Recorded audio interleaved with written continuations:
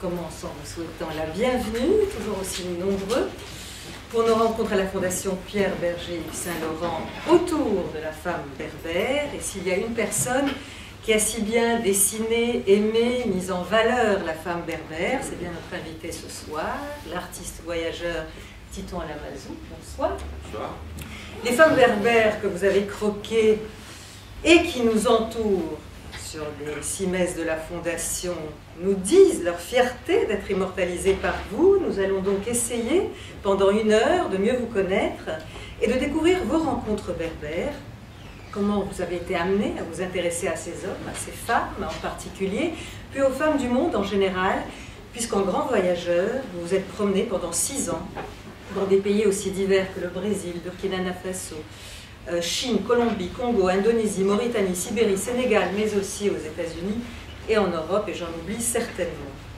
Et vous êtes revenu avec des croquis, des dessins, des photos, des films qui racontent l'histoire des femmes, leurs blessures, leur engagement, leurs désillusions, mais aussi leur fierté, leur beauté, leur humour, leur courage et leur audace. Mais comme il faut commencer par le commencement c'est Casablanca, où vous êtes né le 11 juillet 1955, de parents originaires du Béarn, et qui étaient ingénieurs, expatriés au Maroc.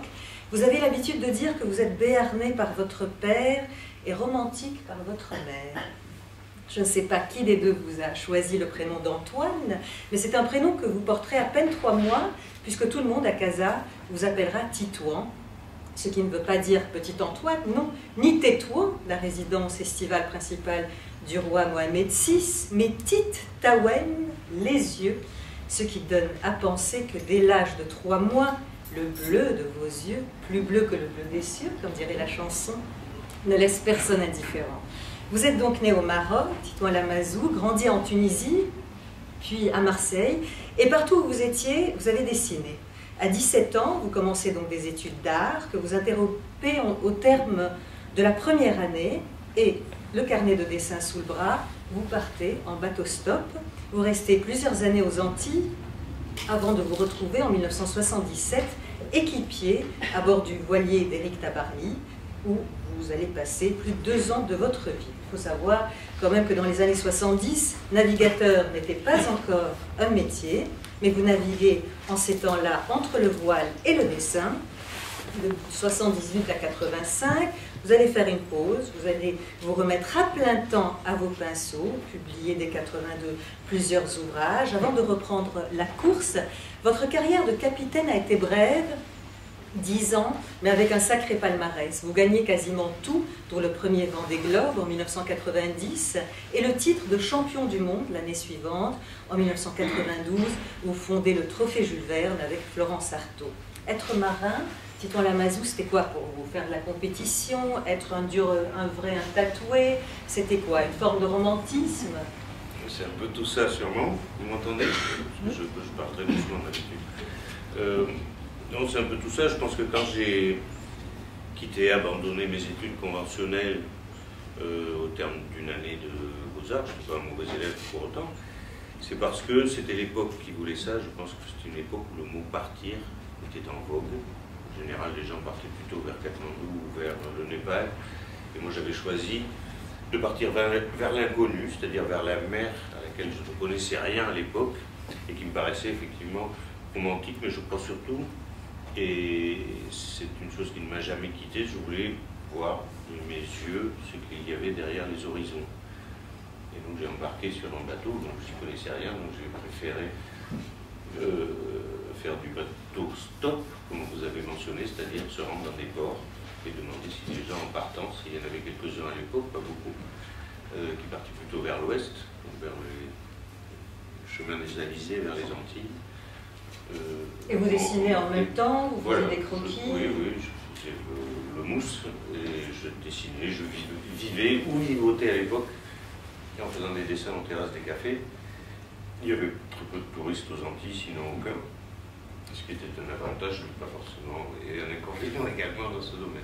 Et la rencontre avec Tabarly a lieu quand et comment? Quelques années plus tard, j'ai eu l'immense chance de croiser Éric Tabarly, qui à l'époque était quand même notre héros national. Les gens d'aujourd'hui, ça me surprend, ont un peu oublié qui c'était.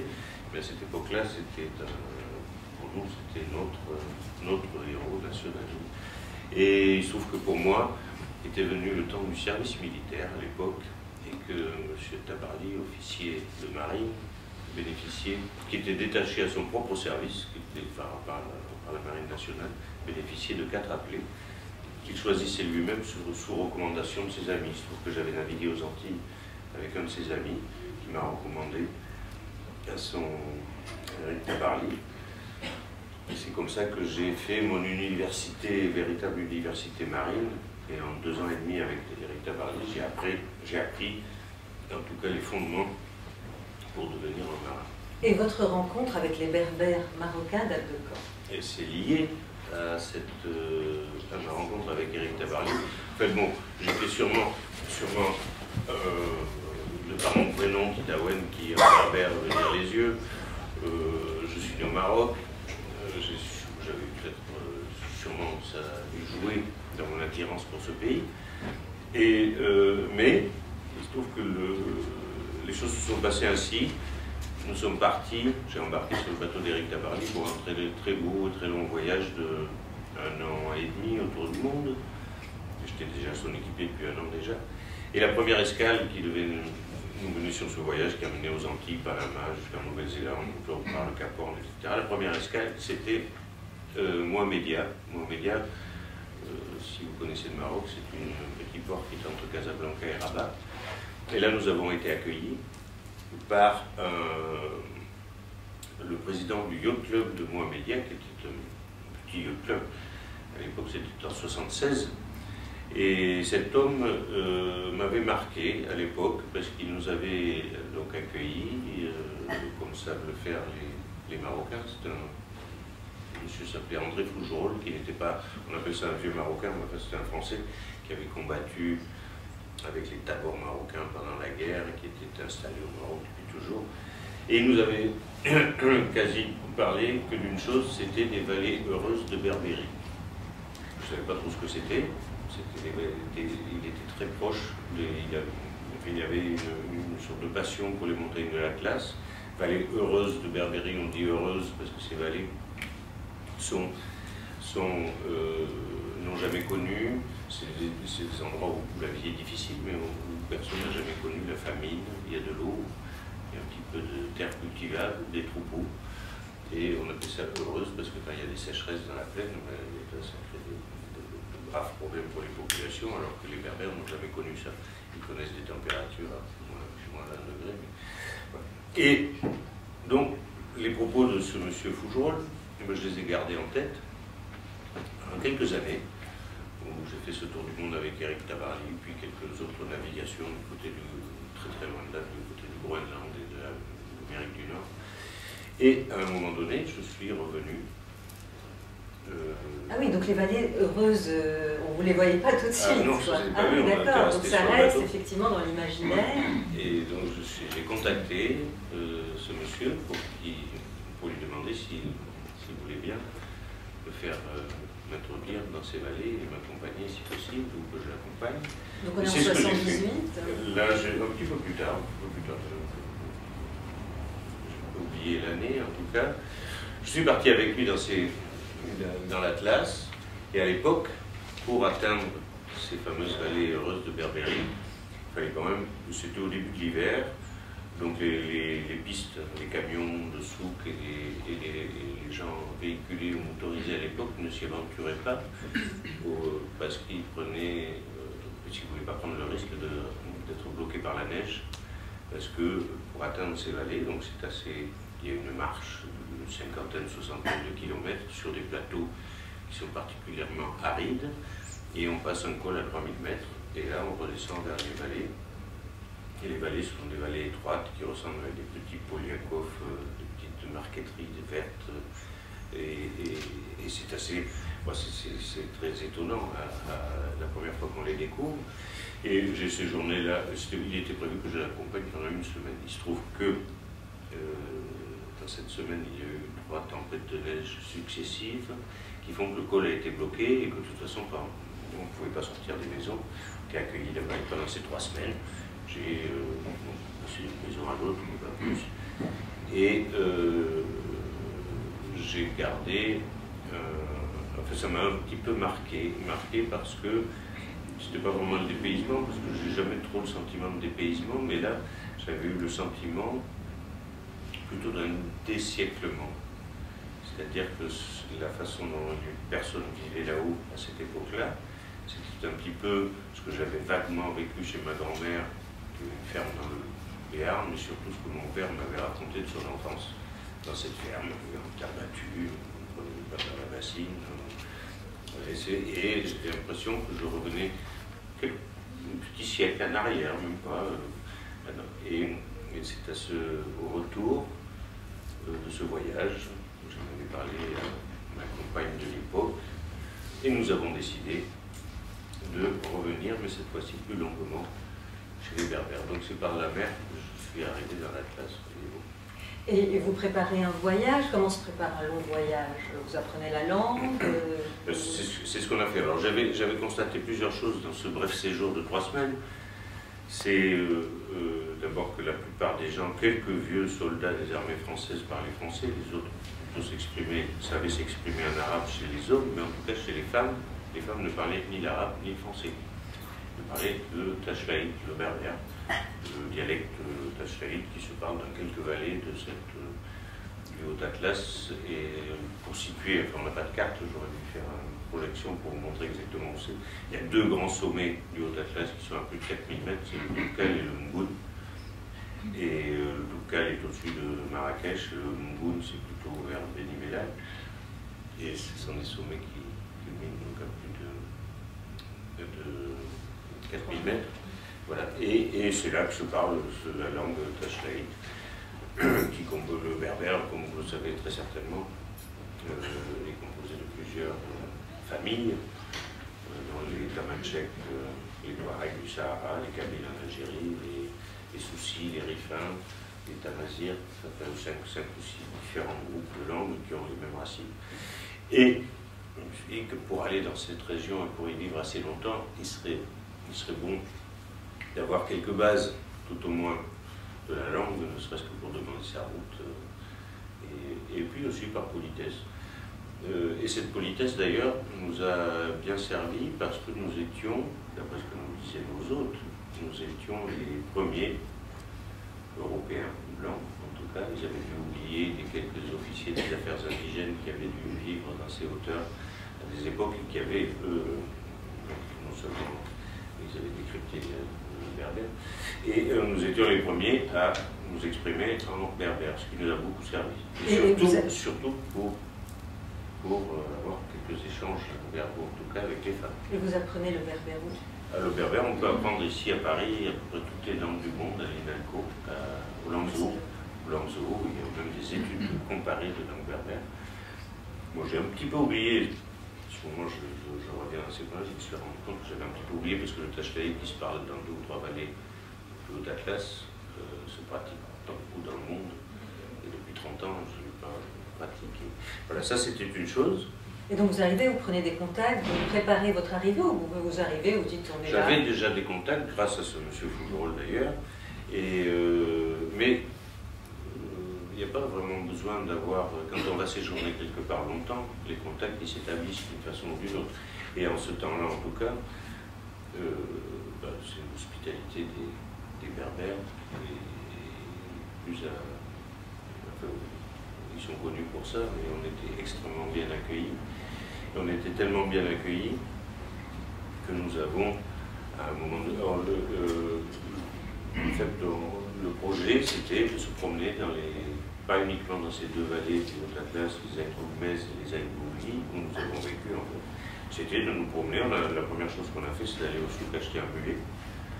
Et on pensait, depuis Milchi jusqu'à Telwat, nous promener dans tout l'Atlas. Mais au bout de 2 mois, on avait commencé par l'été, parce que les hivers sont rudes, on se préparait.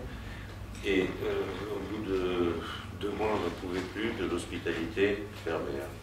C'était à chaque fois qu'on allait quelque part, on était extrêmement bien accueillis et un peu gênés aussi, parce qu'on va quand vous allez chez le Chir de la vallée ou le Mokadem, qui ont quelques de nombreux troupeaux qui sont assez aisés.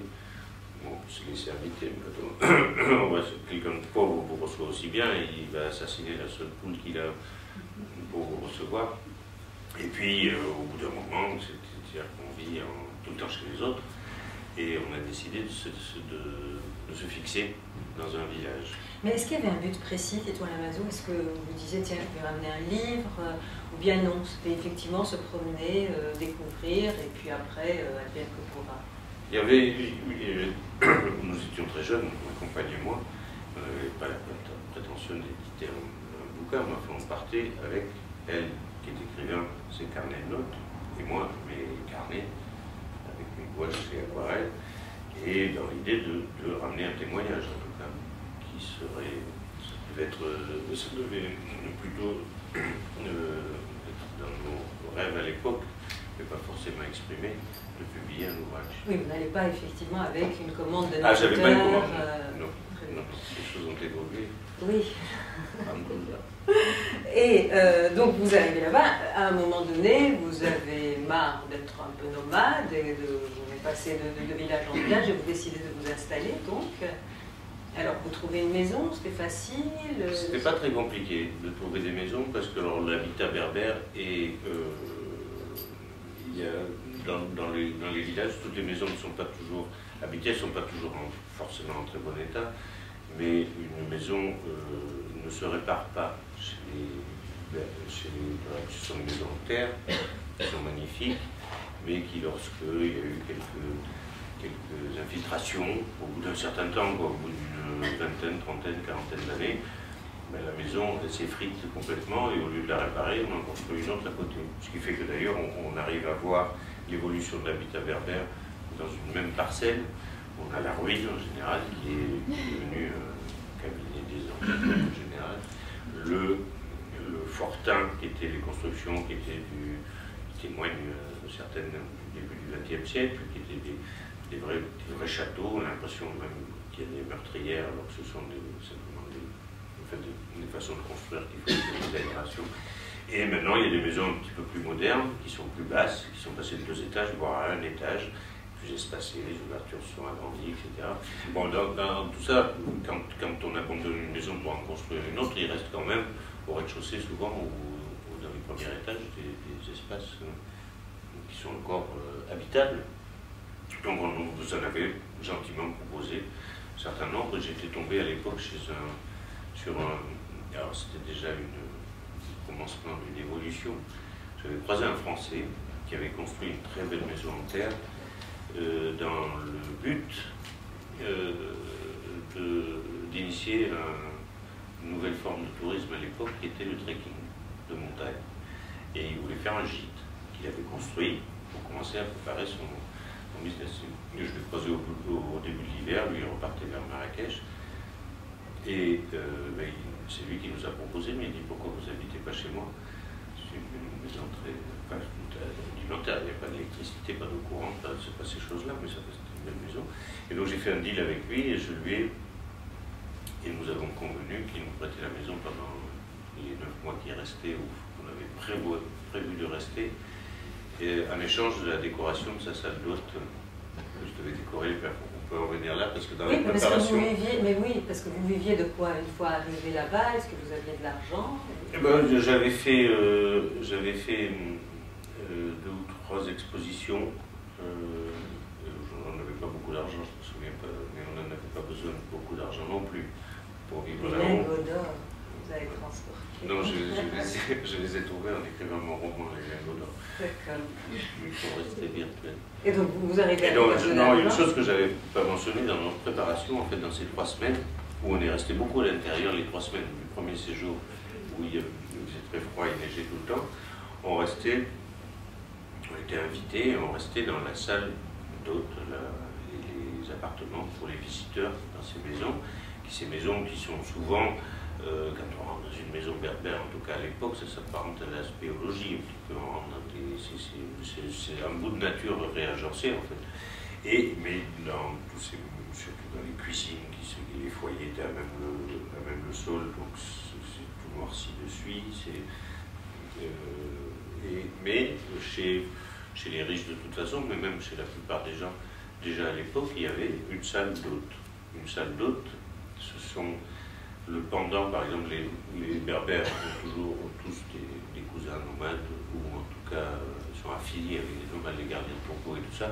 Un nomade dans le désert, il vous reçoit, en général, il reçoit son hôte pour l'honorer avec des très beaux tapis et parfois des services à thé en cristal de bois, des choses magnifiques. Voilà. Alors que le berbère sédentaire, lui, s'applique à recevoir ses hôtes dans une salle où il sera bien accommodé par le bétail, la fumée de la cuisine, etc.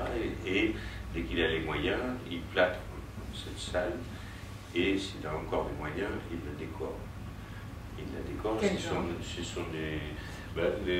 ma première impression, lorsque j'ai séjourné la première fois, c'était que c'était une imitation des enluminures qu'on trouve dans les plafonds des palais de la Plaine, c'est-à-dire les entrelacs étoilés de l'art décoratif islamique, de l'art islamique. C'est-à-dire de l'art non figuratif, vous connaissez tous les plafonds des palais de Marrakech, etc. Ils n'utilisent pas les éliges, des choses très très compliquées, mais en fait c'était de la décoration peinte. Et donc, lorsque je suis rentré en France et qu'on a prévu de repartir là-bas, je me suis dit, tiens, je pourrais avoir au moins, non pas pour gagner de l'argent, mais une activité locale pour nous intégrer un petit peu. Donc j'ai acheté à l'époque les 2 volumes du Paccard, je ne sais pas si vous connaissez le Maroc, mais c'est un volume qui est assez exhaustif sur l'art décoratif arabe. J'ai étudié des rudiments d'art islamique et j'avais préparé tout un matériel avec des peintures en poudre, des pochoirs pour dessiner ces choses compliquées, etc. Et puis j'ai proposé là-bas mes services de décorateur. Donc, et ça a marché, c'est ce que j'ai proposé. Ça a marché tout de suite ou Alors ça, ils étaient défiants, non, pas spécialement. C'était très accueillant. Souvent, vous savez, les plafonds là-bas, c'est aussi un intérieur de richesse. Ils n'ont pas toujours les moyens. Les très beaux plafonds étaient peints à l'époque par non pas par des habitants de ces vallées, mais des gens qui venaient des vallées du Dadès, des artisans spécialistes, des mahallem, décorateurs, qui faisaient venir, et ces gens, alors, ils vendaient leur travail, ils étaient hébergés pendant 2, 3, 4 semaines selon l'importance des travaux qu'on leur demandait. Quand je suis arrivé dans les années 80, il y avait un qui était passé du sud, mais déjà les gens de la vallée commençaient eux-mêmes à peindre, parce que ces artisans qui venaient du sud prenaient des assistants quand ils travaillaient leur plafond, et les assistants eux-mêmes apprenaient à dessiner. Mais parfois chez des gens qui étaient pauvres, par exemple, ils le font eux-mêmes, et ils décoraient leur plafond avec des peintures. Genre peinture Napoléon pour bagnole, qui trouvaient au souk, quelque chose de pas cher. Le pinceau, c'était un bout de bois avec un bout d'éponge cloué et trempé ça là-dessus. Et quand vous faites une figure extrêmement complexe, géométrique d'art islamique à main levée avec un pinceau qui est une éponge, ça donne des résultats assez, je dirais, c'est très expressionniste. Et donc quand je proposais moi mes dessins, ils voyaient bien que je dessinais tout ça, j'étais très content, au contraire. Et nous, ça nous faisait une occasion de passer 3 semaines chez quelqu'un et d'avoir, et puis en plus tous les gens, on est la curiosité du village, parce qu'on est, ou même de plusieurs villages qui viennent là, c'est une attraction de voir les roumis, comme ils disent, dessinés sur le plafond. Mais dès que j'ai eu décoré le premier plafond, qui leur plaisait beaucoup, je me suis rendu compte que, en fait, ce que je faisais n'était pas un sacrilège, parce que c'était pas sacré, mais que ça avait différé complètement de ce que j'avais cru voir au début.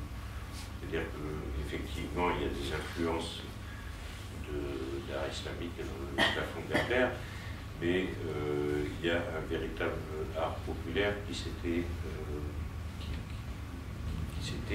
inventé sur place, parce que surtout, et même très certainement assez rapidement, comme les maisons ont une durée de vie assez courte, et que le bois se raréfie au début, la plupart des plafonds peints, anciens en tout cas, étaient sur bois peint, et avec des figures qui n'évoquent absolument pas l'art islamique d'ailleurs. C'était quoi, des animaux, des êtres humains? Donc si j'avais eu un livre, on ne l'a pas trouvé. Je vous encourage à acheter mon ouvrage 11 lunes au Maroc, où vous verrez toutes ces images. Donc ce sont alors les plafonds étaient en bois, en planche, de noyer par exemple, avec des très beaux bois qui poussent là-bas, et qui étaient peints, ce sont des figures géométriques, et qui évoquent plus des décors sur des étoffes que de l'art islamique. Et le bois se raréfie, parce qu'il y a de plus en plus, ça fait une démographie pas galopante, mais en tout cas, il fait que les bois de coupe, tout ça, les zones de bois sont raréfiées, et les plafonds, en général, quand les maisons se délitaient, les plafonds et les planches étaient retirées pour les installer dans la nouvelle maison. C'est rare ces plafonds, et petit à petit quand même ils étaient de plus en plus détériorés, et que ça a été remplacé par le plâtre. Et sur le plâtre, là il y avait une inspiration qui était plus islamique. Mais tout de même, il y avait donc le fait que ces maisons on change de maison à peu près tous les 30 ou 40 ans, qui fait que l'art se renouvelle. Et je me suis aperçu qu'il y avait aussi du figuratif dans ces plafonds. Il y a des frises qui rappelaient les palais arabes, en plus naïfs, disons, et des ajouts d'oiseaux, de chameaux, de voitures, d'avions, et puis des figurines qui évoquaient même, alors je ne suis pas un historien évidemment, ni un anthropologue, ni un ethnologue, je suis un artiste, mais il y a des choses qui m'évoquaient des choses beaucoup plus orientales, et qui même me rappellent des dessins iraniens. Et donc je pense que les choses aussi d'influence sahélienne.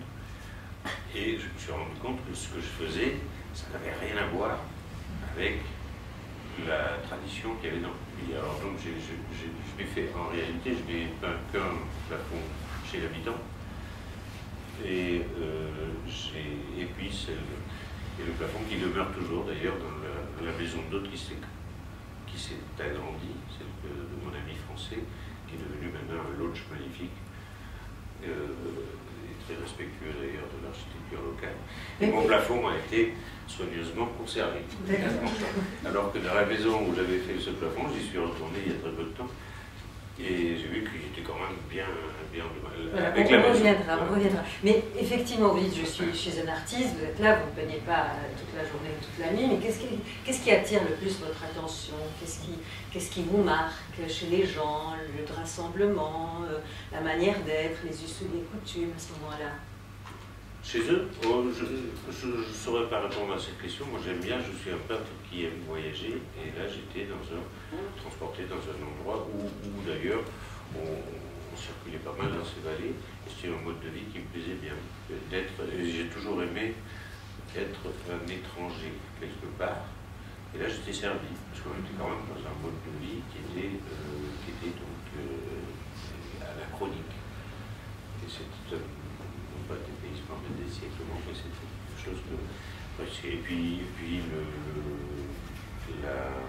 le côtoyer, si on n'avait pas été bien reçu, ou si les gens nous, d'une façon ou d'une autre, mal reçus, je pense qu'on ne serait pas resté un an d'un ramadan à l'autre. On était assez attachés à ces personnes aussi là-bas. Mais effectivement, par exemple, votre manière de dessiner, est-ce que vous croquez comme ça dans la rue? Est-ce que vous demandez aux gens de poser pour vous? Comment ça se passe? Vous les payez? Ils le font gratuitement? Non, les choses n'étaient pas comme ça autrefois, c'est-à-dire qu'il n'y avait pas de relation d'argent entre nous, ce qui n'est pas forcément le cas maintenant, quand on revient dans ces vallées. Non, je procède comme je procède toujours, c'est-à-dire qu'au cas où, de façon de même part, moi je n'ai pas trop été imposé. Je dessine plutôt des arbres pour commencer, ou une maison, ou un village, et puis comme là-bas, comme ici, lorsque quelqu'un se met à dessiner, même moi je vais aller voir ce qu'il fait, hein, dans la place du Start, je vais aller voir ce que fait le caricaturiste. C'est un peu comme ça que ça se passait. Et j'ai commencé à faire un portrait de gosse ou d'un vieillard qui dormait, et puis petit à petit tout le monde m'a vu faire ça. Et vraiment à la fin du séjour, les gens ils me disaient, mais alors et moi, tu m'as pas dessiné, bon ça se passe un peu partout comme ça dans le monde. Mais il faut y aller doucement. Et ils demandaient effectivement une copie ou pas du tout non, de leur portrait? Ça les intéressait pas vraiment. Non. À l'époque, des photos, si on pouvait envoyer des photos de famille, et encore, c'est pas une civilisation quand même d'images, comme donc pour décorer la maison, pas dans la maison d'hôtes. Puis on laissait traîner un magazine, il y en avait un, par exemple, je me rappelle très bien, c'était une couverture de Paris Match avec Jane Fonda qui luttait contre la guerre au Vietnam. C'est un vieux magazine, mais j'avais épinglé ça sur leur dessin islamique, ça se faisait une couleur, quoi. Mais j'étais pas très, pas très attaché à... Dans beaucoup de civilisations, d'ailleurs, les gens ne sont pas très attachés à l'image comme nous pouvons l'être nous-mêmes. Et sur les lieux de sociabilité, par exemple, est-ce qu'il y a quelque chose, je ne sais pas, qui attire votre attention sur le travail des femmes, sur leur artisanat, sur leur parure? Qu'est-ce qui vous interpelle à ce moment-là? Est-ce que vous les trouvez plus émancipés, moins émancipés? Moi, j'ai appris ça, je connaissais vraiment pas du tout, j'avais pas étudié, on allait étudier des choses pratiques pour aller là-bas. Maintenant, je connais mieux les civilisations berbères pour avoir vécu là-bas, mais aussi pour depuis de nombreuses années vivre avec leurs cousins. J'ai passé plusieurs mois cette année, j'étais l'année dernière chez les Touaregs, chez les Berbères du Sud, où justement il y a une chose, mais c'était grâce à ma compagne à l'époque qui était très complice avec elle, parce qu'elle parlait beaucoup mieux du coup le berbère que moi, parce que je trouvais toujours un vieux soldat pour pouvoir discuter en français, donc j'ai fait des progrès moins rapides. Elle était tout le temps avec elle. Et on s'est aperçu que c'est une société qui était quand même, enfin c'est comme chez nous, c'est pareil, c'est comme ailleurs, c'est-à-dire que les choses, les frivolités sont tout à fait tolérées du moment qu'on ne les voit pas, qu'on ne change pas. Et puis là, dans les, j'ai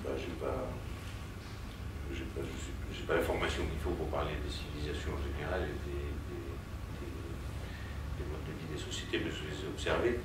Et c'est vrai que chez ces anciens nomades, parce que les Berbères du Maroc sont tous un groupe qui était là depuis des milliers d'années, avant les Romains, avant les Arabes, etc., qui étaient plutôt des groupes nomades, et leurs cousins le sont toujours. Et dans ces sociétés-là, le statut de la femme, où que ce soit quasiment dans le monde, est quand même plus enviable que dans les sociétés qui sont définitivement sédentarisées. Parce que Touareg aujourd'hui, c'est-à-dire que les hommes sont, je parle des Touaregs, pour être chez les Berbères, souvent ce sont des guerriers d'une part, et d'autre part des grands commerçants qui peuvent faire des méharés, etc. Et ceux qui gardent la tente ou le troupeau, et les enfants, etc., c'est souvent les femmes, c'est elles qui gardent l'argent, c'est souvent les hommes qui vont chercher l'argent, donc c'est elles qui le gardent, et qui ont enfin, il n'est pas rare, par exemple, qu'une berbère se marie 1, 2, 3, 4 fois et divorce, et ce qui se fait moins dans les sociétés qui les entourent, par exemple. Mais elle peut répudier son mari ou Oui, elle rentre. Alors, c'est-à-dire que chez les Touaregs, c'est un peu plus libre que chez les Berbères parce qu'ils se sont sédentarisés. Les Berbères là-haut, c'est-à-dire, je me rappelle d'une réflexion que m'avait fait une femme qui était assez indépendante, qui était qualifiée de légère par ses voisines, etc. Mais enfin, elle était veuve et elle disait que le meilleur statut de la femme berbère, c'était d'être veuve de guerre. C'est-à-dire qu'elle a été veuve d'un soldat qui était parti se battre c'était à l'époque de la Marche Verte, qui se battait avec les armées marocaines contre le Polisario, qui était décédé. Et donc non seulement elle n'était pas obligée en tant que veuve de revenir chez son père, donc elle était libre, et en plus elle avait une pension. Mais souvent les femmes doivent revenir chez leur père dans la famille. Elles peuvent répudier leur mari. Chez les Touaregs, En revanche, non seulement elle répudie le mari, mais elle garde tout, les gosses, la tante, les pipeaux. Le gars, il est content s'il garde son chameau. Est-ce que la religion était très importante dans les années 80? On allait effectivement à la mosquée assez souvent, parce qu'il y avait beaucoup de mosquées. Les hommes allaient à la mosquée ça ne se voyait pas, c'était une maison comme les autres. Il y avait, c'est surtout là qu'ils allaient discuter en fait, sur le café du village. Et il y avait le hammam. Donc pour se laver, les femmes avaient le hammam, une partie, enfin un jour dans la semaine, c'était pour elles. Et tous les autres jours, ce sont des musulmans, comme ils avaient été chrétiens quelques siècles plus tôt, qui s'adaptent à cela, mais la religion est une chose qui n'était pas à part. Apparemment, ils étaient musulmans, ils priaient. Vous avez parlé effectivement de la mosquée comme lieu de rassemblement pour les hommes, et les femmes avaient d'autres lieux que le hammam, des lieux de rassemblement. Je crois que j'ai jamais vu une femme prier là-haut. Mais ça a peut-être changé aujourd'hui, mais je n'ai pas observé ça. Non, c'était pas... Et dans le temps quoi, elles allaient à la rivière pour laver... les femmes, nous aussi d'ailleurs, on faisait pareil. On allait chercher notre eau pour remplir les bidons pour la semaine, notre mulet, on allait laver le linge. C'était pas moi qui le faisais, parce que c'était les femmes qui font ça. Donc les jours l'hiver... Bien sûr, vous leur avez laissé. Alors, donc vous êtes revenu effectivement 31 ans plus tard, c'était en octobre 2013, dans le Haut-Atlas, sur vos lieux de passion. Donc, vous qui croyez que ce monde allait demeurer inchangé, comment l'avez-vous retrouvé? Non, je savais qu'il avait changé. D'ailleurs, c'est ce que je fais depuis longtemps quand je pars en voyage, dans mes carnets de notes, je mets toujours une ligne en disant ce que je vois ne sera plus. J'ai mis un peu de temps à me rendre compte de ça, mais depuis une trentaine d'années, justement, précisément, les choses évoluent extrêmement vite. Donc les gens m'avaient prévenu, m'avaient dit, mais ne retourne pas aux Aït-Boumès, aux Aït-Bouli, parce que tu vas être effondré par les changements. D'abord, il y a eu un changement qui était important, c'est le goudron. Donc il y a une route qui a été ouverte et qui est ouverte toute l'année. Quand on dit que là où commence le goudron s'arrête l'honnêteté. Le goudron s'arrête? Là où commence le goudron s'arrête l'honnêteté. C'est un peu exagéré. Il se trouve qu'il y a une route, donc ça change quand même beaucoup les choses. Le fait que toute l'année, les camions du sud peuvent monter, mais non seulement les camions, les taxis, etc. Donc la vallée est ouverte. Aujourd'hui, il faut 5 heures de Marrakech, tranquille, sans se presser pour arriver aux Aït-Boumès, alors qu'à l'époque, il fallait bien 2 jours. Voilà, c'était une différence. Il y a l'électricité, donc il y a la télévision, il y a les novellas, il y a ces choses-là, et puis il y a le téléphone aussi qui est arrivé là-haut. Portable, le portable, tout ça est arrivé avec le goudron. Et il se trouve que quand même, bon, moi j'ai pu observer que la femme, justement, moi on passait énormément de temps tout l'hiver, surtout quand il fait vraiment froid l'hiver, quand il fait moins 20, ça arrive assez souvent dans ces vallées, donc on est ils sont bien équipés pour ça, avec des pompes d'urnos et du feu. Mais sauf qu'on était dans les cuisines enfermées, puis plutôt, les gens, dans ces cas-là, surtout nous, on ne nous mettait plus dans les salles d'hôtes, on faisait partie du paysage, on était à la cuisine avec eux. Et aujourd'hui, quand je suis arrivé accueilli par les gens que j'avais connus à l'époque, on arrive dans des cuisines qui sont carrelées, qui sont avec une cuisinière à gaz, le qui a tissé a disparu, des petits poêles, et les femmes n'ont pas l'air de s'en plaindre.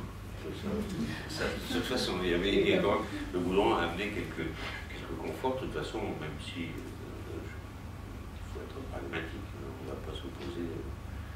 C'est ce qui s'est passé chez nous exactement. Il y a une femme qui est venue me dire, je ne sais pas où est-ce qu'elle avait trouvé ça, ma patrie l'avait trouvé, elle a dit, la machine à laver, c'est la libération de la femme. Ça, il y a longtemps. C'est ce qui se disait il y a 50 ans chez nous, ou 30, je ne sais pas combien. Donc voilà. Mais le goudron a amené aussi une autre chose. Alors tout ça, parfois c'est étonnant. J'ai connu des petites filles que j'avais connues dans l'âge de ma fille maintenant, qui ont 30 ans, et qui étaient tout à fait bébés à l'époque. Et à l'époque, une femme, il y a 30 ans, était était inconcevable qu'à 15, 16, voire 17 ans, ils ne soient pas mariés, quoi. Ils commencent à avoir des enfants, etc. Là, j'ai retrouvé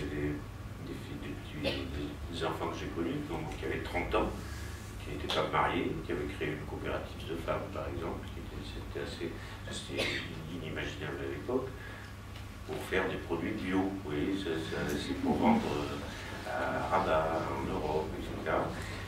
Mais qui n'étaient pas mariés, c'est ça qui était plus étonnant. Il y avait la sœur qui était à Marrakech, qui avait fait des études, les frères qui, eux, ne s'étaient pas mariés, ou s'étaient mariés avec des Européennes, ce qui fait que la maman se retrouvait un peu toute seule à la maison. Mais ce qu'il y a de paradoxal, c'est que, enfin pour moi, hein, c'est que ces femmes ne s'habillent plus de la même façon. Le hijab est arrivé. Il y a des mosquées dans tous les villages qui sont en béton, qui sont financées par des fonds, non pas de l'église, mais de l'islam, et d'ailleurs qui sont aussi déplacés, je trouve, dans le paysage que les antennes d'Orange. On les voit aussi bien se dire en béton, etc. Et puis les femmes sont voilées aujourd'hui. Enfin, pas voilées, mais c'est le hijab. Alors que c'est d'ailleurs sur ces dessins, vous voyez, j'avais fait, là en passant, ces deux sœurs qui sont des filles qui sont d'origine probablement lointaine du Sahel, en fait, du Sahara, mais qui sont des berbères. C'est ça qui est bien chez les berbères aussi, c'est un peuple extrêmement métissé et qui épouse, que ce soit des Touaregs, des Bambara, des Peuls, et ça va comme les Touaregs sont la moitié, 50% sont noirs et les autres blancs, là-bas aussi, ça trahit aussi quand même des grands mouvements de population. Et donc ces filles qui sont en blanc sont en habit traditionnel et c'est les mêmes en habit de tous les jours, donc ils sont... Et ça il y a 30 ans, ça n'existait pas, ce vêtement. Elles avaient les cheveux pas couverts? Ou vaguement, si, le foulard, je porte, mais un peu le foulard comme dans nos campagnes, c'était pas une chose religieuse, c'était plutôt, enfin, comme l'homme berbère n'a jamais tête nue, il a toujours un chèche, un foulard, mais pas un foulard qui est lié à la religion. Enfin. Et là, vous trouvez que c'est un point commun, par exemple, entre les berbères marocains, leurs cousins du Sud, comme vous dites? Non, c'est vrai que ça a été un peu plus radical ces 2 dernières années, ces 5 dernières années, avec des phénomènes qui sont absolument nouveaux et qui ne sont pas forcément prévisibles, la CNIL, les islamistes purs et durs, qui sont absolument pas berbères dans ce cas-là. C'est des enjeux qui sont un peu différents. Ça n'est pas arrivé dans les montagnes, sauf qu'il y a des imams. Moi, du temps où j'étais, il n'y avait pas d'imam professionnel. Il y avait des imams, c'était quelqu'un du village qui faisait le muezzin, quoi. Aujourd'hui, c'est le muezzin électrique, ça fait que c'est tout à fait le même charme bucolique, mais bon, moi je vois ça de mon côté, c'est pas moi qui vis là toute l'année non plus. Enfin, j'y ai vécu, non, mais... Oui. Mais est-ce que c'est devenu vraiment une zone touristique en bonne et due forme? Est-ce que les gîtes se sont multipliés? Oui, par exemple, quand je parle de l'hospitalité aujourd'hui, je pense que si on arrive là-bas à pied, vous savez, quand on dit bon, on va rester chez vous, les gens ils vont vous faire payer, parce qu'il y a à peu près 10 maisons d'hôtes par village, quand même, il y a une quarantaine de villages dans la... Donc c'est devenu, le trekking est devenu une activité, une ressource, qui, lorsqu'il y a des conflits, je me rappelle une époque, il y avait la guerre en Irak, les hôtels étaient vides à Marrakech et partout, enfin, c'est quand même loin l'Irak, mais enfin bon. Donc le tourisme, quand même, c'est un danger de tout miser sur le tourisme, parce que le tourisme est lié à des facteurs qui ne sont pas du tout maîtrisés par la population qui en vit. Mais aujourd'hui, oui, il y a quand même, en tout cas, je vais revenir à ce monsieur, André Fougerolles, qui était un homme qui avait beaucoup s'évader. Il y a déjà 30 ans, il avait commencé à essayer de convaincre et les autorités locales de former les jeunes berbères de la vallée au métier de la montagne, en prévision de ce tourisme qui allait arriver, comme il est arrivé chez nous avant. Et beaucoup de ces jeunes gens ont fait des stages à Chamonix, etc. Ils sont guides de haute montagne, ils sont guides accompagnateurs de montagne. Et en plus, ils ont eu une formation, ils ont eux, en tout cas, ont la conscience de la valeur de leur du patrimoine, de leur décor. Et ils ont la conscience parce qu'ils savent que les touristes, si on fait que des hôtels en béton là-haut, ça marche vraiment bien.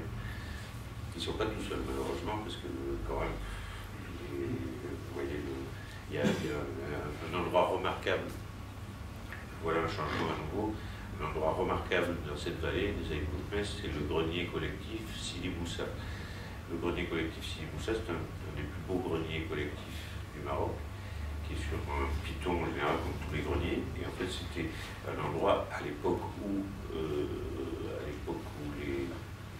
quand il y avait des problèmes, je ne sais pas, de sécheresse, il n'y avait pas beaucoup là-bas. En tout cas, les vallées, parfois, certains vallées attaquaient d'autres pour aller leur piquer leurs grains. C'était avant la pacification, comme aimait bien dire les colons.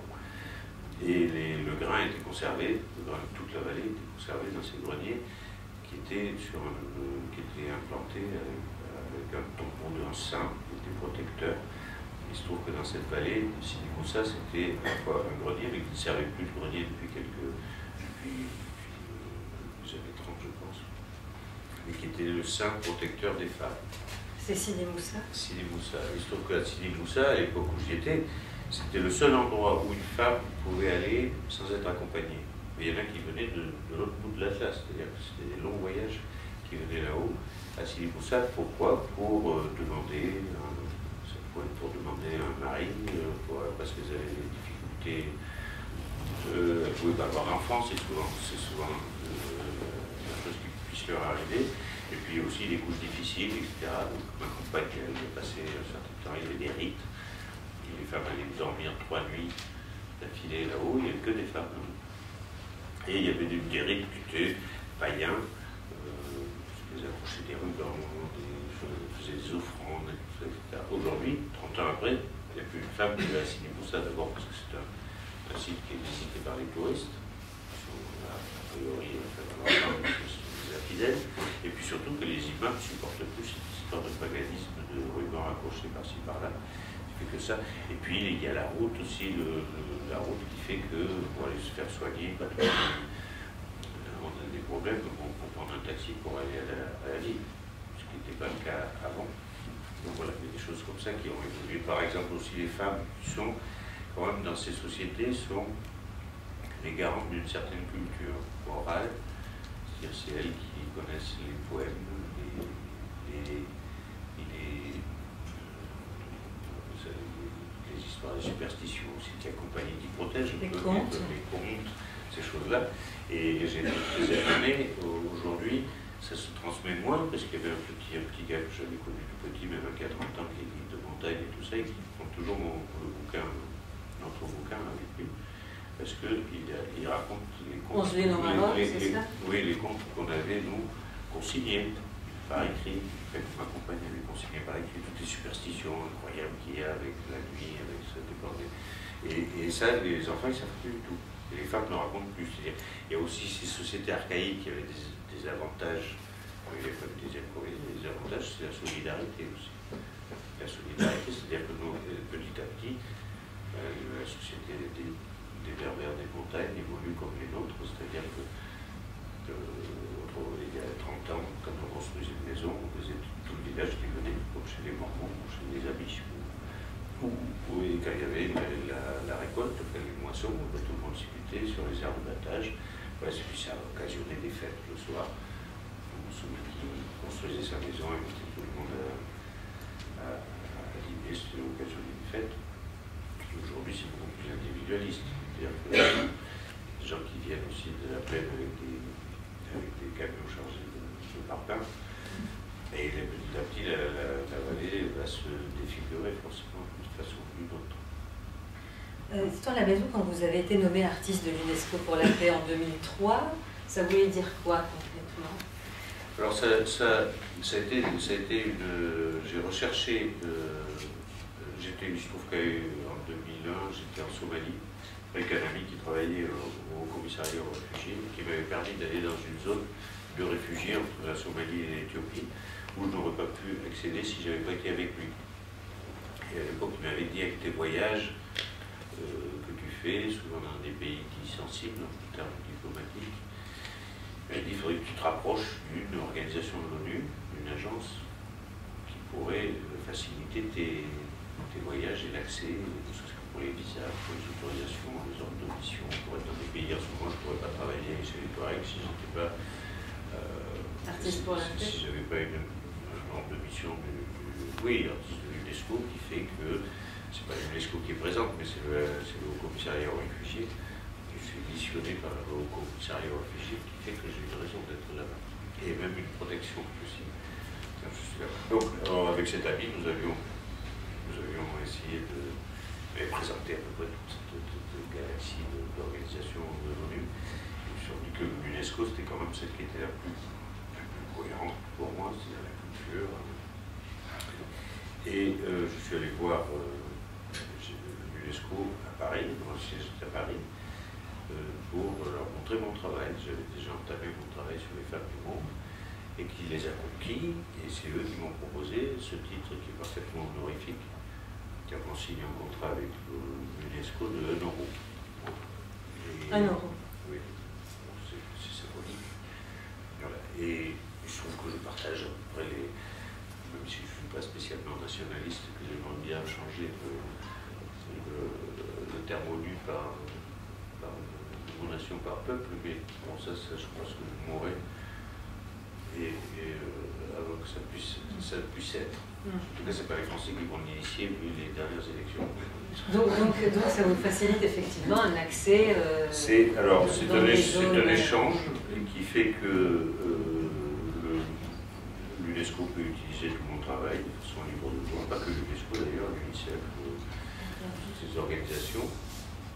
Et moi, ça me facilite parfois grandement le travail sur place. Parce que quand vous vous déplacez effectivement dans des zones à risque, ça coûte cher, il faut quand même trouver les personnes sur place, il faut les payer. C'est pas que c'est cher, il faut avoir le temps. Voilà. Donc chez les Touaregs en ce moment, il faut avoir le temps. Déjà pour aller à Tombouctou aujourd'hui, il faut... c'est parce que c'est un peu... Enfin, c'est risqué, on risque d'être enlevé. Donc comme je ne suis pas un journaliste, je ne ramène pas un scoop, je ne suis pas envoyé par ma rédaction pour 3 jours et se faire kidnapper. Se faire kidnapper, donc j'entretiens des relations avec les gens du coin, mais aussi j'ai pris du temps pour finir par avoir la couverture de l'assistance de l'opération Serval des Français de Tombouctou. Et quand je suis au Niger, pour essayer d'approcher l'armée du Niger, je loue effectivement les voitures des soldats de l'armée. Mais si on n'y prend pas beaucoup de temps, la première fois que vous allez les voir, si vous connaissez personne, j'ai pas les moyens. Ouais. Donc, si vous connaissez des gens, tout de suite, ça vous ouvre effectivement des horizons. C'est le temps. Et il se trouve que chez les Berbères, en revanche, là, c'était un voyage en terre de paix. Hein. Quand j'ai vécu chez les Berbères de Haute-Atlas. Bien sûr. Et juste le climat qui était parfois un peu difficile. Mais vous aimez ça, la dureté, enfin, non? Pas nécessairement. Non, j'aime bien vivre dans des endroits qui ont l'air vrais, quoi. Voilà. Et l'assistance, on s'en rend pas forcément compte. On s'en rend compte quand on va longtemps quelque part, qu'on est quand même dans des missions assistées d'une façon ou d'une autre, ou on vit dans une organisation qui est fort agréable, je peux vous dire, quand on y revient. Mais on consomme moins de barbiturique chez les Touaregs que chez les Auvergnats, par exemple. Et en 2006, vous avez créé une ONG qui s'appelle Lysistrata. Lysistrata, pardonnez-moi. Et c'était pourquoi? Je venais en 2006, j'achevais mon travail sur les femmes du monde, et il m'était arrivé dès les premiers voyages de rencontrer des femmes qui étaient souvent qui n'avaient pas des victimes, mais qui avaient des destinées quand même qui n'étaient pas forcément enviables. Et j'ai rencontré énormément de femmes, surtout qui étaient, et ça me servait d'ailleurs c'est la première chose que je faisais au bout de 2 ans, ça a duré 7 ans à peu près, de travail sur les femmes. La première chose que je faisais, j'essayais de rencontrer des associations de femmes, qui étaient en général dirigées par une femme, ce qu'on appelle qui sont des battantes ou des militantes ou des activistes, qui sont des femmes fortes et courageuses, et qui, elles me servaient de guide. Ils disaient, tu devrais aller dans tel village, là, il y a une fille qui a vraiment une belle destinée. Enfin, je m'en servais comme ça. Et à un moment donné, vers la fin de ce travail, je n'étais pas seul d'ailleurs, on s'est dit que mon travail a un aspect, c'est un travail artistique personnel, mais ça a un aspect, ça a un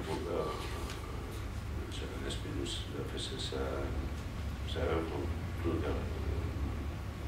de sensibilisation, voilà, de sensibilisation sur les conditions dans lesquelles vivent les femmes. Alors là, on s'est dit, bon, c'est bien joli la sensibilisation, mais peut-être que certaines d'entre elles aimeraient bien qu'on les aide plus matériellement. C'est vrai qu'on a créé une ONG, et on a choisi, parmi toutes les femmes que j'avais rencontrées dans le monde, celles qui nous avaient le plus émues. Et il se trouve que c'était des associations de femmes dans les Kivu, en République démocratique du Congo, qui est un endroit terrible pour les femmes depuis un certain nombre d'années, puisque c'est ce qu'on appelle la capitale mondiale du viol, comme arme de guerre.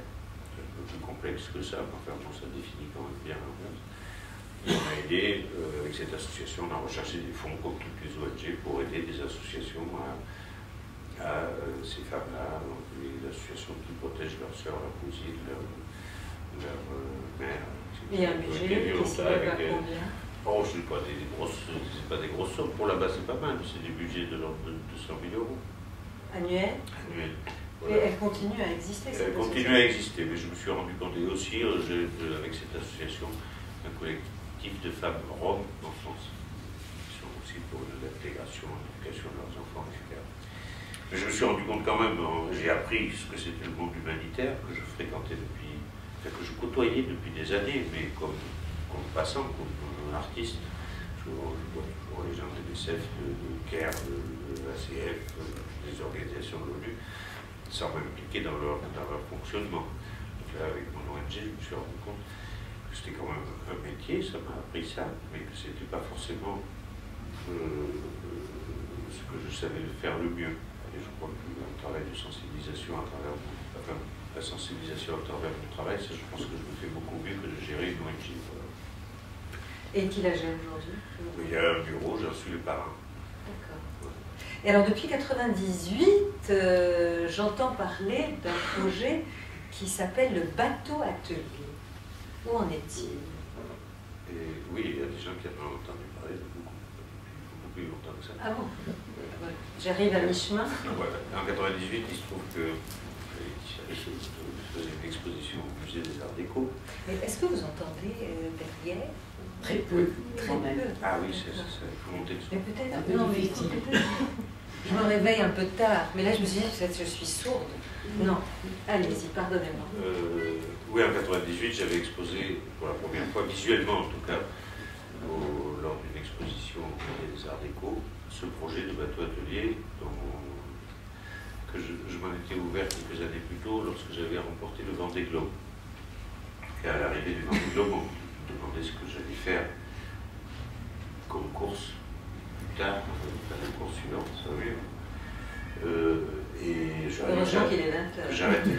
j'arrêtais la compétition et que j'allais me consacrer à ma première vocation qui était d'être artiste, mais artiste voyageur, et voyageur sur quoi? Sur un bateau.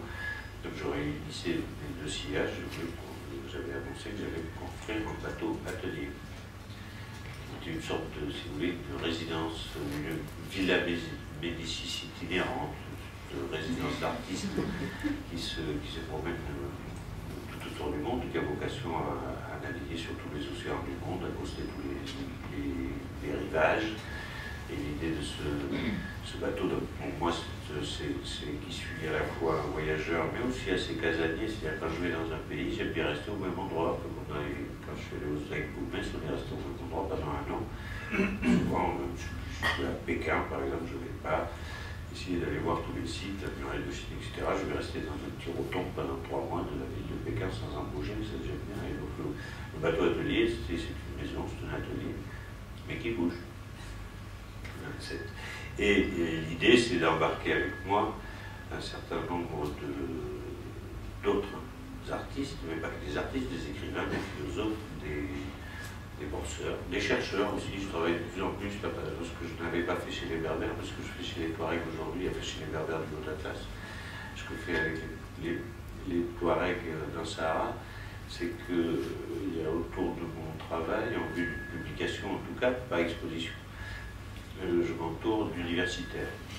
Et ce qui m'invite des historiens, des ethnologues, des sociologues, spécialistes de l'endroit où je vais, et ce qui m'évite dans mes livres d'abord de prendre le risque de véhiculer des poncifs ou des idées reçues et de dire des bêtises en clair. Et je pense que c'est un travail qui se marie très bien entre les artistes et les chercheurs, ce qui se faisait il y a quelques siècles.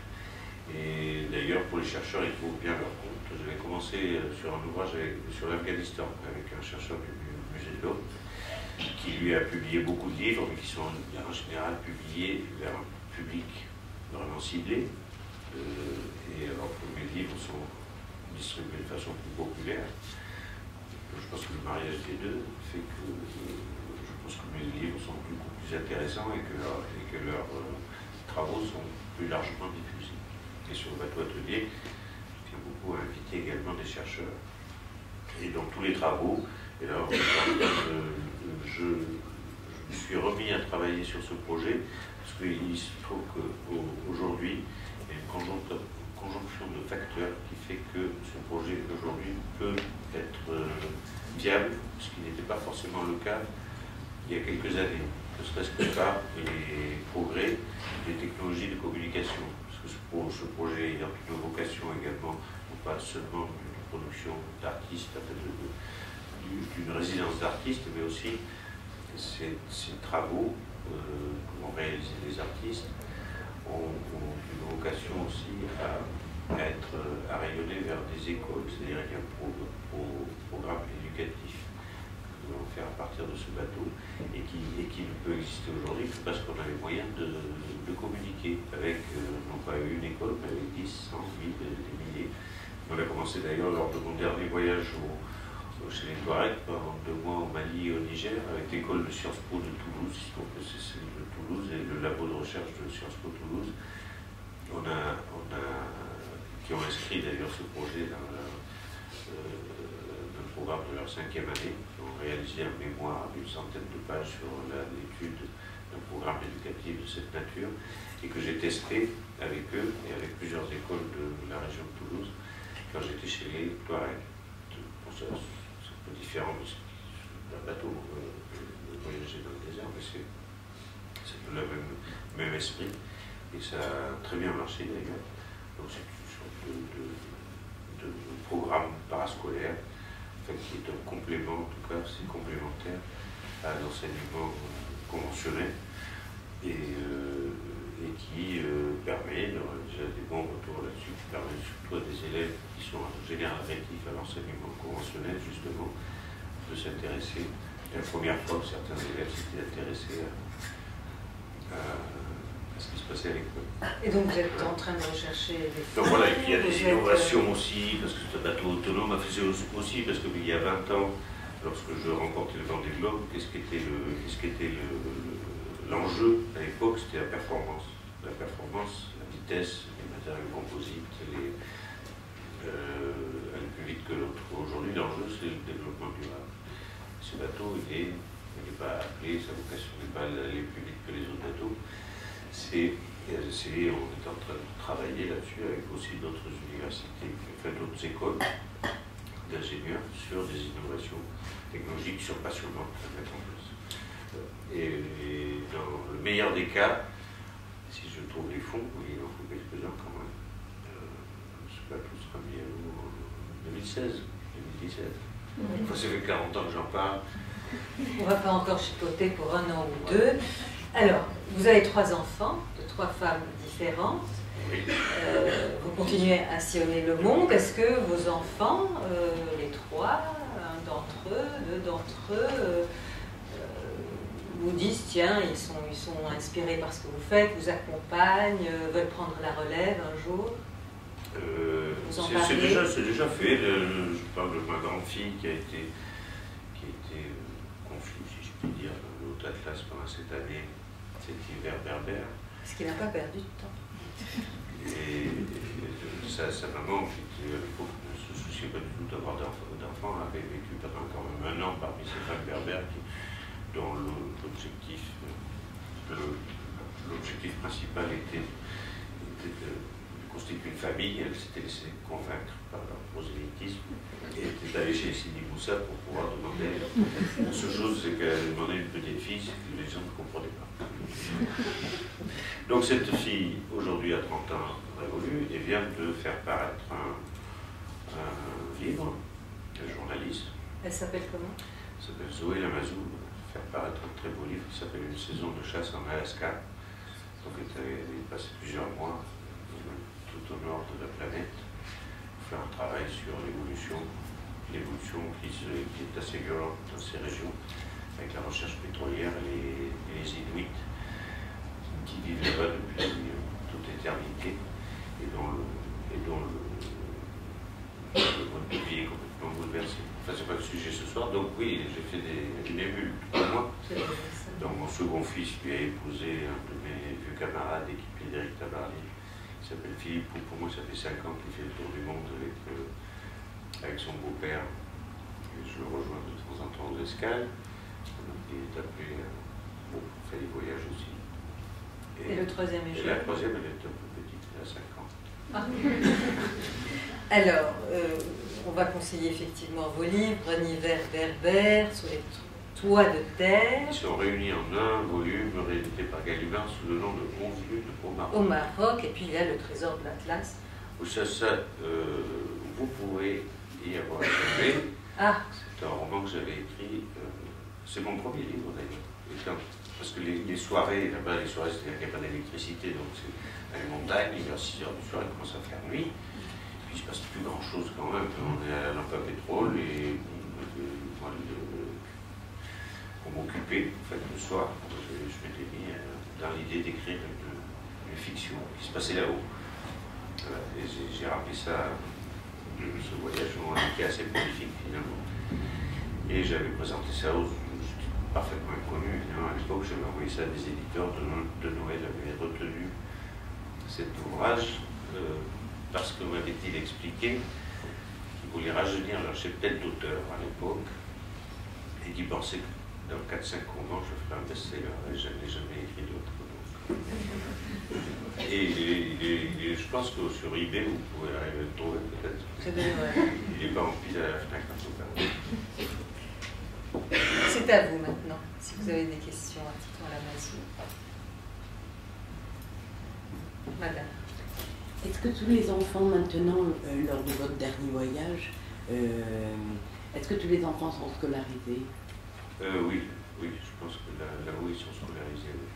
À l'époque, c'était pas vraiment le cas, ou assez peu, mais là, je suis pas revenu assez longtemps pour pouvoir vous le confirmer, mais au Maroc, les enfants sont scolarisés. Chez les Touaregs nomades, c'est pas toujours facile. Oui. Mais là-haut. Et les beaux bijoux, elles portent encore des beaux bijoux. Ça, il faudrait demander aux spécialistes Björn. Je ne suis pas un spécialiste du tout de ça. Il s'est passé un phénomène là-bas, dans ces Hautes-Vallées spécifiquement, c'est qu'il y avait plusieurs villages, 2 ou 3 villages juifs dans ces Hautes-Vallées, et qui sont partis à l'appel d'Israël à un moment donné, mais en masse. C'est-à-dire qu'il n'en restait plus. Il n'en restait plus qu'un quand j'y étais, un vieux juif, Meyer, avec sa femme, et qui vivait, c'était ça aussi l'avantage des sociétés archaïques, qui vivaient en fait de solidarité des autres. Bon, tout le monde le soupçonnait de garder le trésor des autres qu'ils avaient planqué chez lui. Et chez lui, c'était une petite cabane adossée à la maison de Boukhadr Thierry, et qui était un peu gêné d'ailleurs, je me souviens, à cette époque-là, d'avoir le juif, lui, chez lui, il était allé voir le caïd à Azilal en lui disant voilà, qu'il faudrait faire quelque chose. Et c'était à l'époque où Hassan II avait essayé de faire dans sa politique, de faire revenir les juifs d'Israël, parce que ça avait été une grosse perte pour le Maroc quand même. Et le caïd lui avait dit non seulement le juif va rester chez toi, mais s'il lui arrive quelque chose, tu es responsable. On parlait des juifs parce que c'était les artisans, effectivement. C'était les artisans, oui, on parlait des bijoux, et c'était vraiment eux qui étaient, enfin dans l'Haute Atlas en tout cas, c'était les mallems des bijoux. Ils fabriquaient, c'était pas plus que le textile, c'était vraiment les bijoux. Et aujourd'hui, quand je faisais le portrait de ces jeunes dames qui posaient un hijab, je leur disais, alors, il faudrait qu'on prenne, que je leur ai demandé pour que ne serait-ce que pour les femmes comme je les avais connues il y a 30 ans, je leur ai demandé de se mettre un habit traditionnel, et ça a posé un petit problème. Où est-ce qu'on va les trouver, les bijoux, etc. Bon, ils ont trouvé chez le voisin, chez la voisine, chez les grands-mères, je sais quoi. Mais là, je suis pas... On ne fait pas de la calligraphie arabe sur les plafonds? Il y a ce qu'ils appellent ce sont des sortes de cartouches de signature. Et ce sont des versets du Coran, effectivement. Plutôt le nom de l'artiste. Et là, c'est écrit parce que le berbère, à part chez les Touaregs, ne s'écrit pas. Il y a l'écriture tifinagh, qui est spécifiquement Touareg. Et autrement, il s'écrit en phonétique arabe ou en phonétique latine. Et donc, ils écrivent ça en arabe.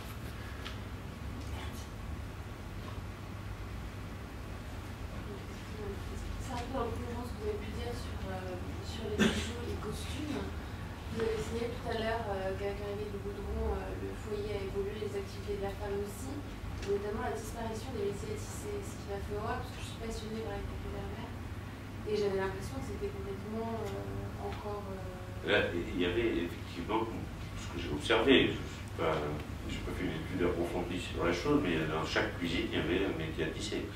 Qui a disparu avec l'arrivée du goudron? Qui a disparu avec les... Alors, peut-être qu'il est ailleurs dans la maison, mais il n'est plus dans la cuisine. Et quand je vous parlais d'une coopérative de femmes qui vendait des produits bio, qui pressaient de l'huile, qui faisaient des fromages, ce qui ne se faisait pas avant, etc. Il y a aussi dans le village où j'avais vécu, puisqu'il n'existait pas, il y a une coopérative de femmes qui, là, font du tissage, et ne serait-ce que pour vendre aux touristes de passage. Je n'ai pas vu des étoffes aussi belles que celles qui sont exposées là.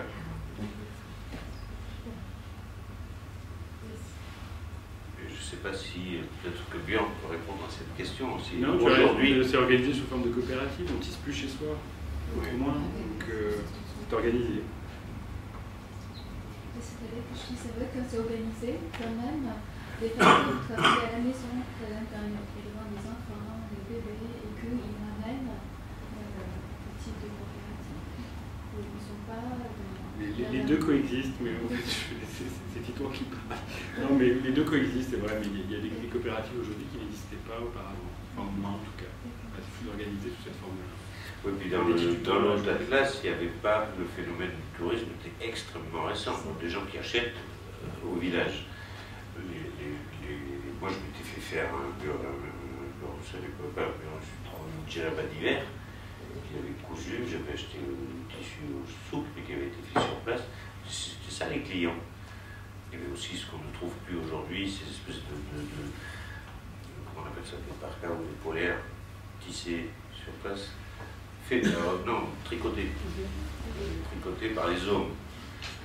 Ça, c'était un héritage de la colonie, je crois, qui essayait d'imiter les pantalons et tout ça. Les hommes se promenaient avec ça, mais ça se fait plus non plus. Ils ont du millet ou du Patagonia, ça se perd en fou. Et tous ces tapis, pour ce que j'en ai vu, sont dans les maisons d'hôtes vendus pour les touristes. Et je ne pense pas que l'évolution va vers la qualité dans ce domaine. Madame. Vous parlez de la vallée des Animaux, parce que c'est celle que vous connaissez, mais il y a d'autres villages où le goudron n'est pas encore arrivé, Ah oui. ça viendra certainement. Et est-ce que dans ces villages-là, toutes ces traditions ne perdurent pas encore? Mais je ne suis pas allé dans les États-Unis, vous voulez dire, dans les autres. Mais il n'y en a pas beaucoup, énormément, hein, d'aller en chasser comme ça. Non, mais il y en a encore. Il y en a quelques-unes, oui, mais je ne suis pas allé. Alors je ne peux absolument pas vous répondre. Mais quand même, il y a un effet de porosité, quand même, de passer d'une vallée à l'autre, c'est pas vraiment très très loin. Et c'est vrai que même bizarrement, comparer la vallée des Aïkoumès est beaucoup plus développée dans ce domaine que la vallée des Aïkoulis. Pourtant, la route, elle arrive par les Aïkoulis, mais avant, elle est arrivée par les Aïkoumès. Et la vallée des Aïkoulis, c'est peut-être une nature aussi pour les Boubésis, les gens des Boulis. Pour eux, ils sont un peu froids, distants, ils sont beaucoup moins ouverts au passage. Je ne sais pas si vous connaissez ces régions-là. Effectivement, les Boulis sont... Bon, la route arrive par chez eux, maintenant, les témoins.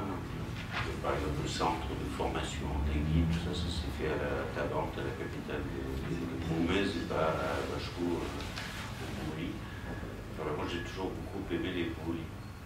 Toujours, d'ailleurs, c'est magnifique.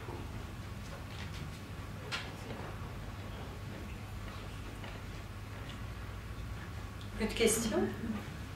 Alors on va applaudir. Oui, Oui. je voulais avoir un petit mot enfin, par rapport justement, on est dans la Fondation Pierre Berger Saint-Laurent. Est-ce que vous êtes allé donc dans la maison Majorelle à Saint-Laurent, donc Oui, voilà. Et enfin, la maison personnelle, non, au musée Berbère et au jardin Majorelle, oui. D'accord. Visité. Vous n'avez pas C'était même une rencontré Saint-Laurent et eu des échanges pas à l'époque, non. Non, pas à l'époque. Pas du tout. J'ai eu des relations avec la Villa Majorelle, d'ailleurs. Oui. C'était la Villa Majorelle qui m'a commandé ce retour au Boumez récent.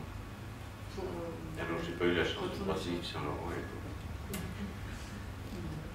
Je devais être trop timide. J'avais juste une question par rapport à toutes ces personnes que vous avez rencontrées dans la famille qui ont des histoires, vous l'avez dit, assez difficiles pour la plupart d'entre elles, notamment les femmes. Moi, est-ce que toutes ces émotions qu'elles vous ont transmises, comment est-ce que vous avez récupéré, assimilé, et puis à un moment, vous avez certainement dû les ressortir d'une manière ou d'une autre, hein. Je ne sais pas de quoi je suis fait, mais je pense que ça m'affecte grandement, autrement j'aurais arrêté depuis longtemps. Ce que j'ai rencontré d'ailleurs chez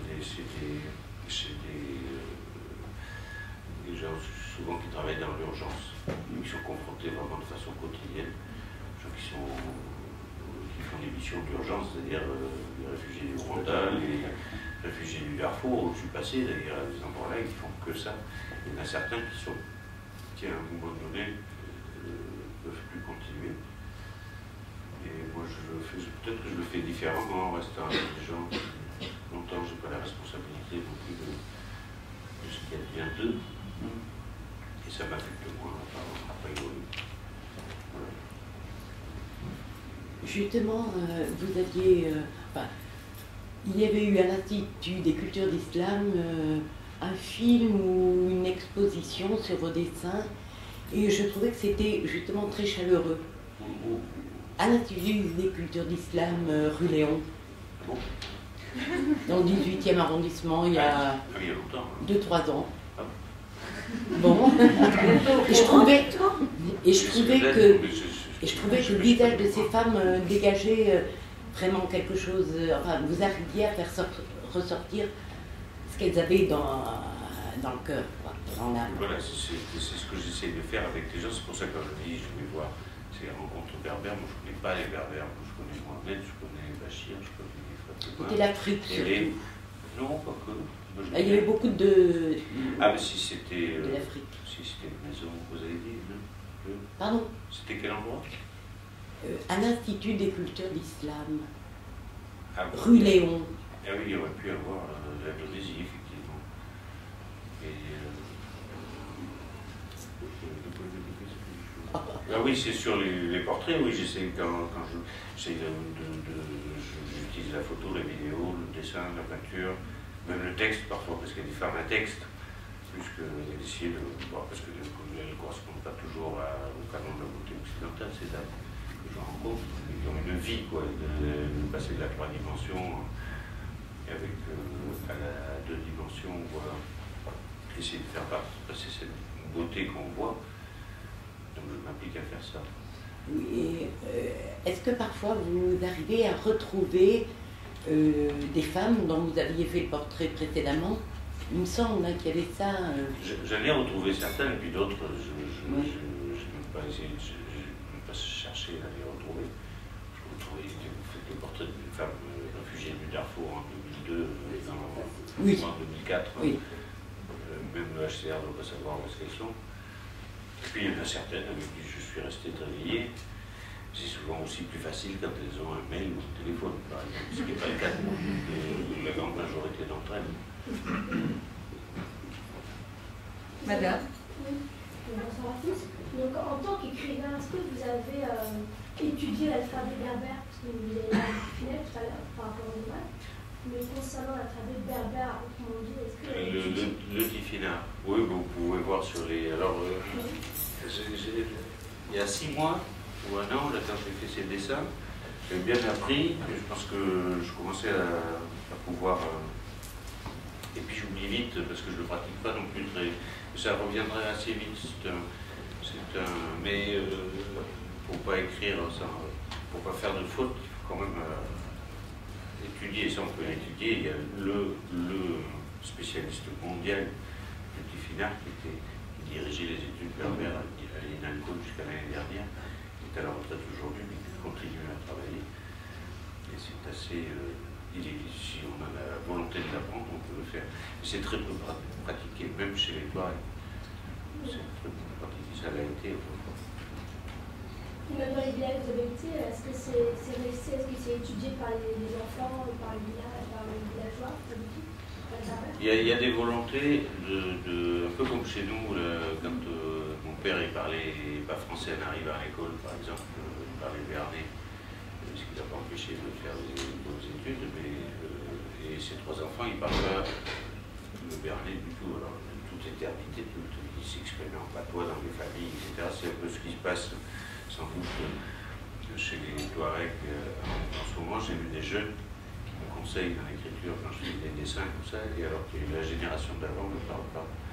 Et comme on voit aujourd'hui, les gens qui vont dans des calendrettes des écoles pour essayer d'apprendre la langue que leurs parents n'ont pas pu leur transmettre. Mais on apprend l'arabe. Mais chez les Berbères, il y a quand même, depuis toute éternité, il y a quand même, la culture, elle ne s'est pas vraiment perdue. Hein. Ils ont été chrétiens sous les Romains, islamisés. Je ne pense pas qu'il y ait une vraie crainte de perte de culture. Et le Tifina, ça devait être aussi une écriture qui était faite par certaines personnes dans les groupes berbères. Pas tous devaient l'écrire, même autrefois. Pour ça, il faudrait demander à des historiens. Je ne suis pas un historien. En tout cas, moi j'aime bien ces symboles.